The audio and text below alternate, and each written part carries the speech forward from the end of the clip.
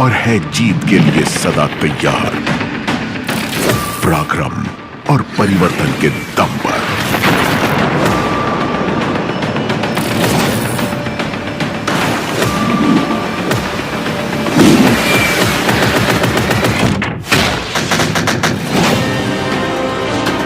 परिवर्तन के पथ पर अग्रसर भारतीय सेना ने तकनीकी निपुणता को अपना अभिन्न अंग बनाया है। समग्र शक्ति लगा सेना ने यह ठाना है, तकनीकी उत्कृष्टता से ही होगी भारत की जय, सर्वदा निश्चित। यह है टेक्नोलॉजी एब्जॉर्प्शन का वर्ष।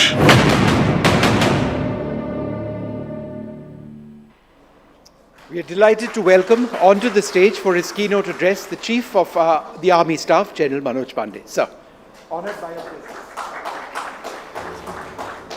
Thanks very much, sir.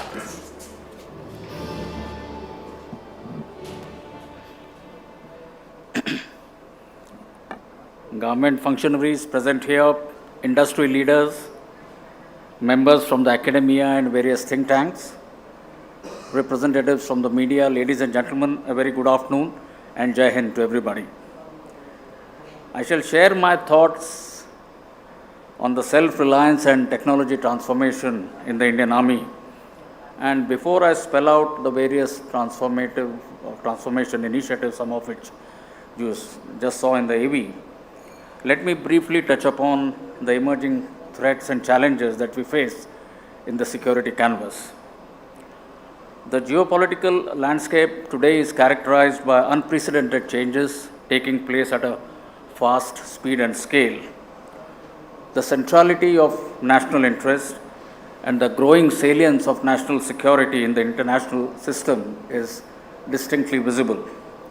Today, nations have shown willingness to resort to the use of hard power to secure their interests. A situation of return to conflict to achieve political and military objectives is a clear possibility. While conventional war has undergone rapid technological progression, disruptive technologies are transforming the character of modern wars and blunting the conventional combat ratios, which was the measure of military's strength and superiority in the past. Warfare has also transcended into new domains such as cyber, electromagnetic spectrum, information and space. Today, emerging technologies are no longer superpower-centric. Non-state actors are increasingly gaining access to modern technologies of military use and employing it for a leverage asymmetric at that in conflict. The fallout is an increased propensity in risk-taking behavior and low threshold for initiation of armed conflicts.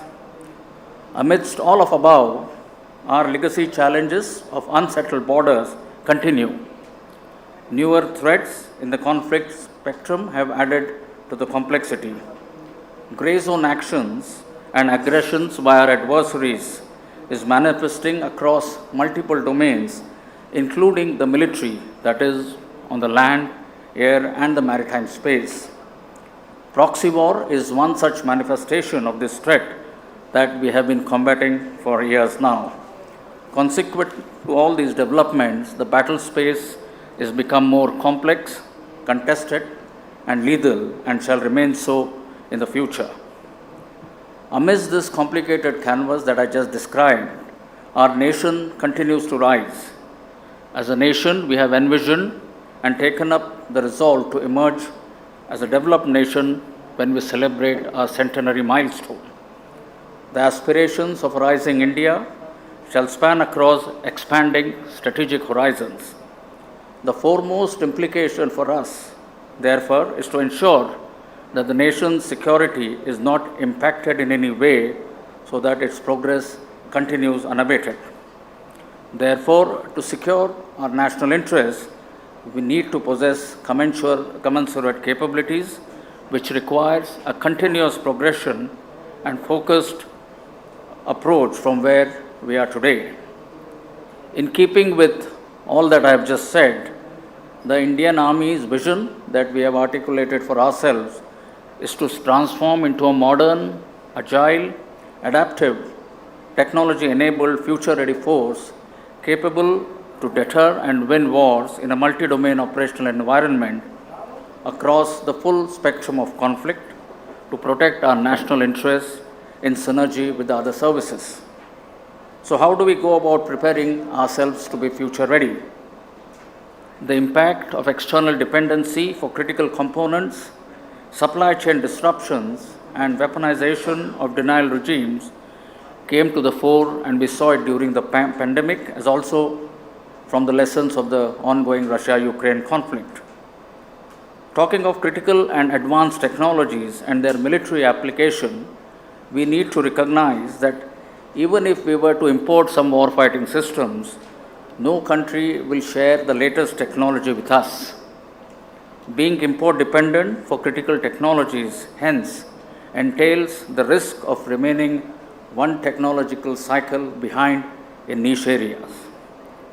For our nation to pursue its aspirations, the need to be self-reliant, both in acquiring new weapon platforms and equipment, as also sustenance of existing ones by meeting ammunition, spare and maintenance demands and achieving self-sufficiency in critical technologies through indigenous R&D is hence an imperative.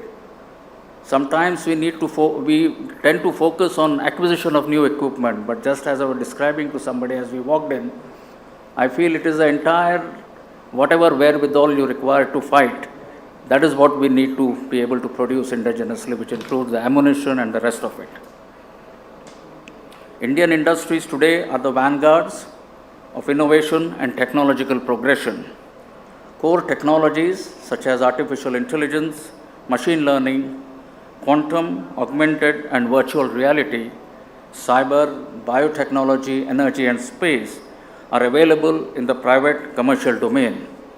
It is essential to harness these technologies and catalyze their conversions for defense needs.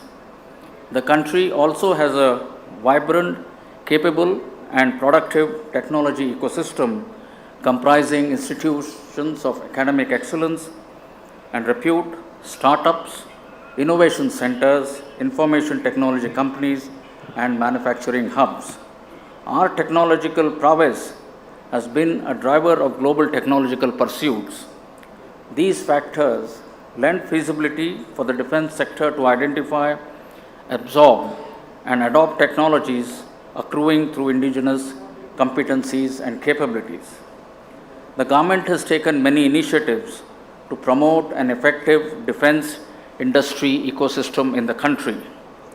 The enabling actions include simplification of industrial licensing, deregulation, inclusive participation of the private sector, foreign investment liberalization, incentivization for transfer of technology, promulgation of positive indigenization lists, a dedicated R&D budget for domestic capital procurement, corporatization of the ordnance factories, and establishment of defense corridors.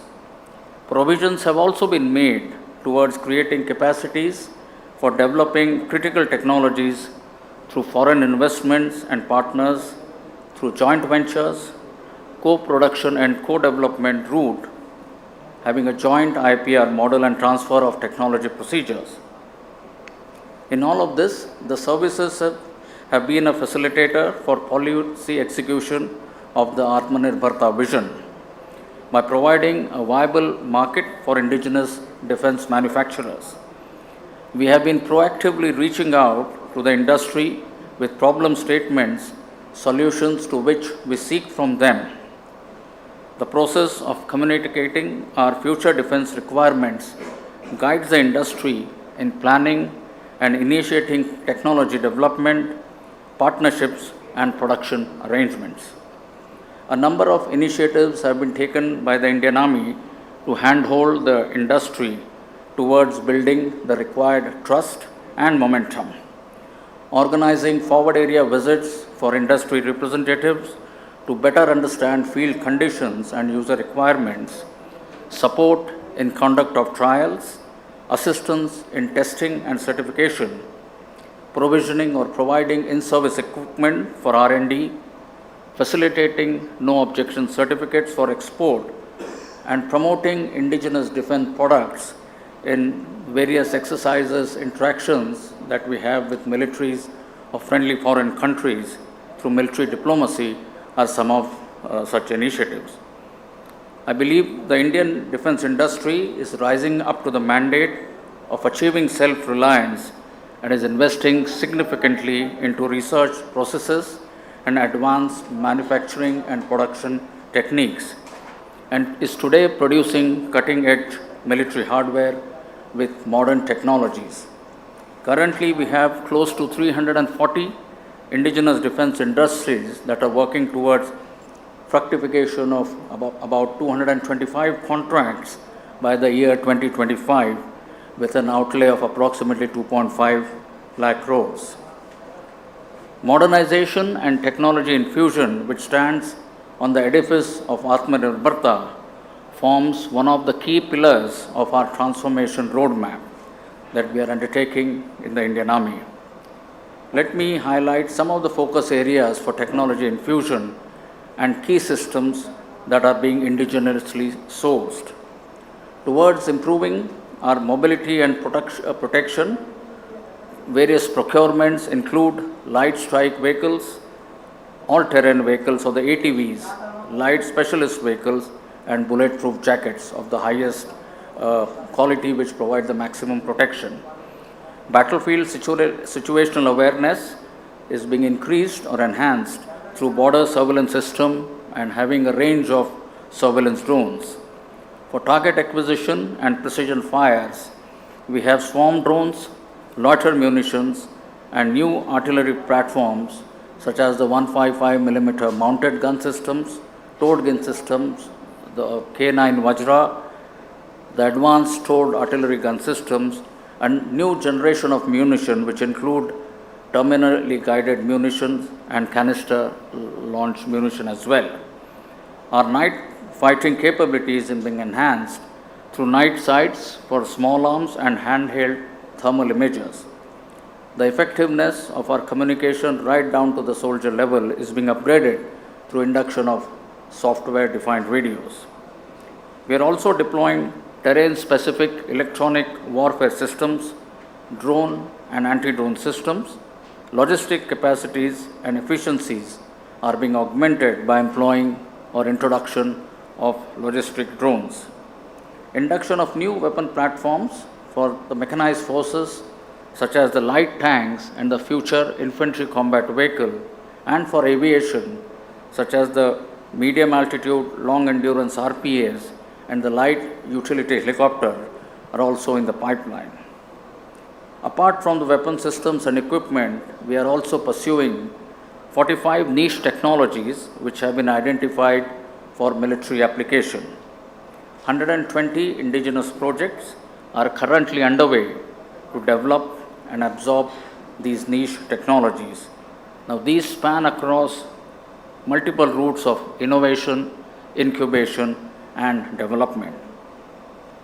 Centers of excellence have been established in our technical institutions, and these include the 5G testbed lab, the AI lab, and the quantum lab, which we have set up at MAU in collaboration with IIT Madras.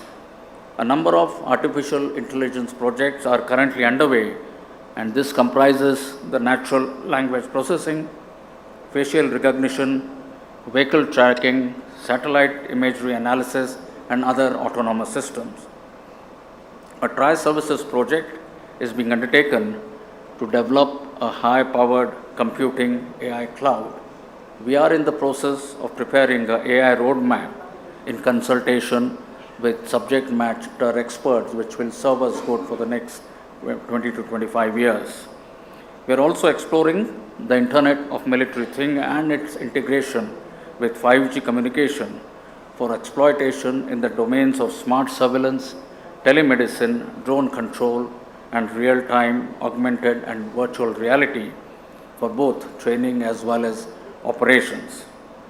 Under robotics, we are pursuing projects like robotic surveillance platform, autonomous combat vehicle, and man-unmanned teaming solutions. In the space domain, we're exploiting indigenous space assets with the Indian Army as one of the largest users of satellite communication-based networks. We are also working closely with government ministries and other departments to harness Digital India and other similar initiatives.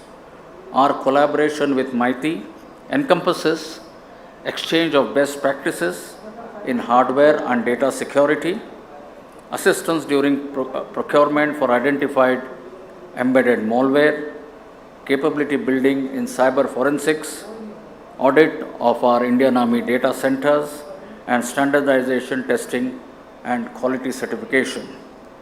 We are also reaching out to academic centers of excellence and IITs for incubation and fostering innovations for customized training, accreditation, and establishing patents of defense research products. However, infusion of technology and advanced weapon systems and equipment by itself is not enough. Enhancing the technology threshold of our soldiers, adopting new operational philosophies, concepts of employment, and tactics are as important to maximize the battlefield potential of modern weapon system. Forced restructuring and reorganization of units or our subunits to give effect to these new capabilities is also being currently addressed. In our pursuit of modernization and technology infusion, we need to find the right balance between vintage, current, and the state-of-art systems that will form part of our inventory. Modernization or replacement of all vintage platforms in one go is neither feasible nor desirable. We intend to scale up the ratio of vintage to current to the state-of-art equipment, and we intend doing that substantially by 2030 with a focused Atmanirbharta capability development roadmap. New indigenous procurements are being planned in a manner so that no operational gaps or voids exist in our war-fighting capability at any time. Maintaining a high level of operational preparedness to effectively address and meet current security challenges along our borders will continue to remain our focus and priority. I would like to underscore the point that Swadeshikaran, say Sashaktikaran, is a work in progress, where all stakeholders, be it the services, industry partners, startups, R&D institutions, academia, and the policymakers have a crucial and equal role to play. It is essential for us to develop core competencies in critical technologies and production of key systems with a clear focus, scale, and speed necessary to meet not only our immediate defense requirements but also for export of military hardware in the future. The Indian Army remains aligned and integrated with the national vision and objectives, and a self-reliant and future-ready Indian Army shall continue to contribute meaningfully to the aspirations, goals, and objectives of a rising India. Thank you, ladies and gentlemen, and Jai Hind.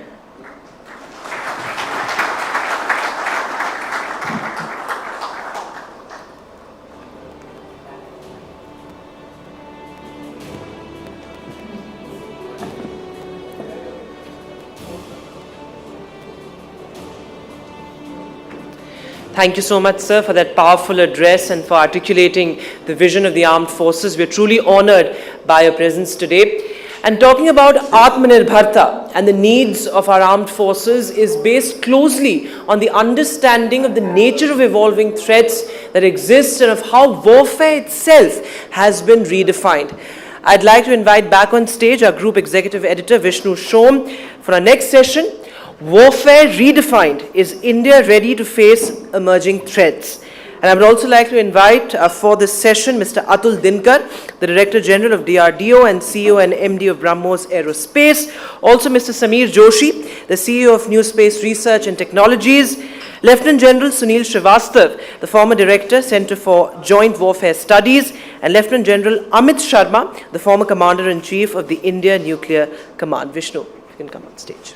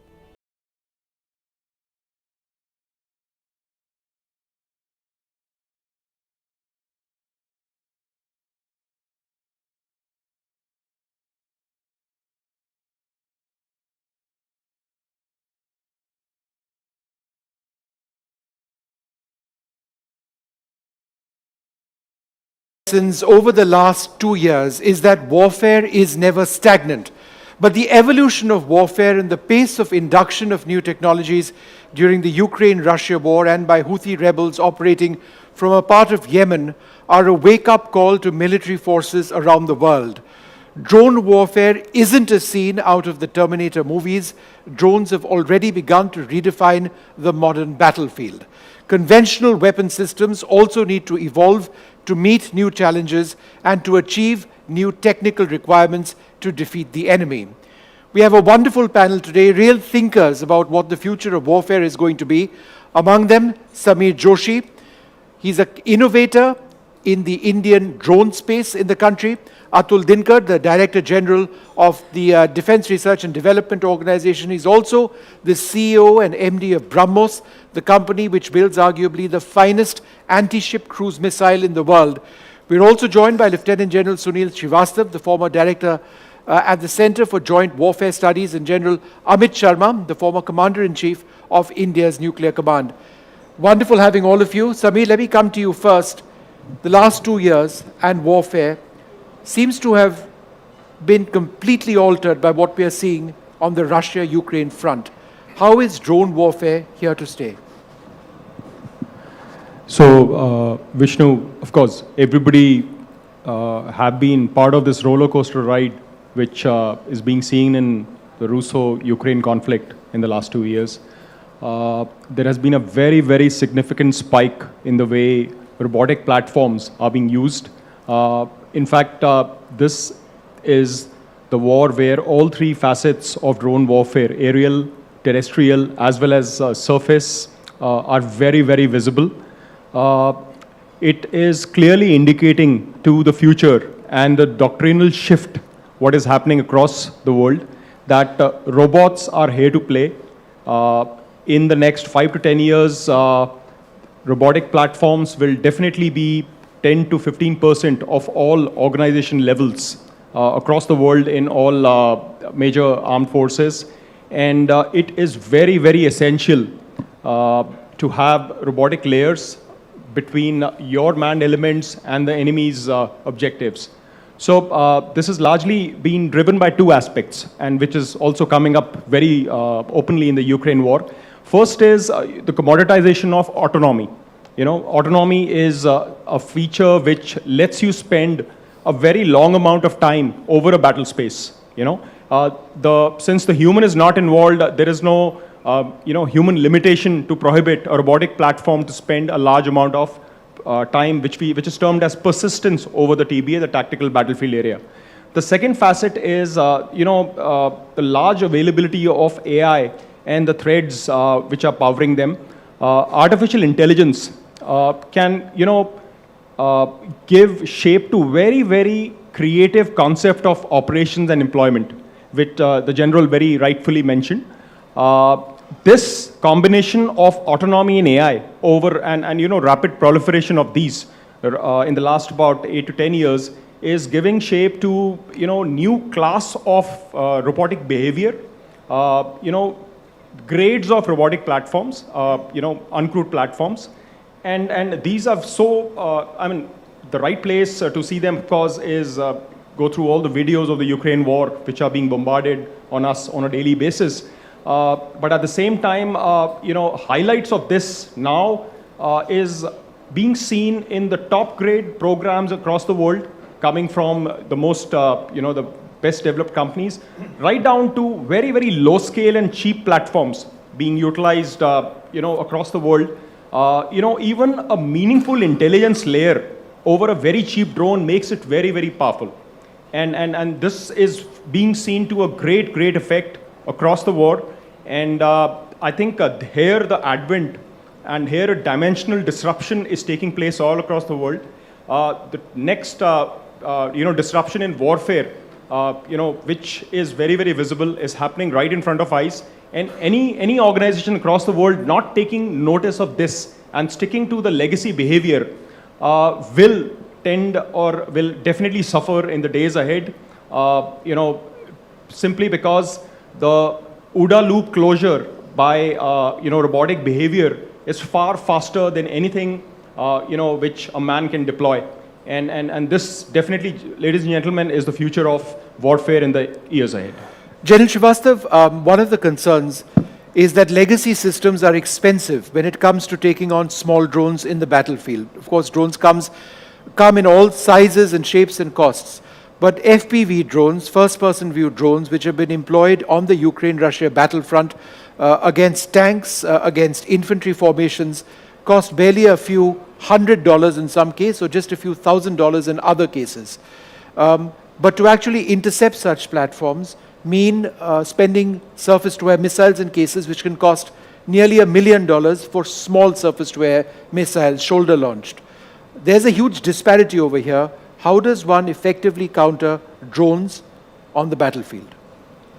Yeah, thank you, Vishnu. Thank you for that question, and thank you for inviting me to be on this panel. Sir. Yeah.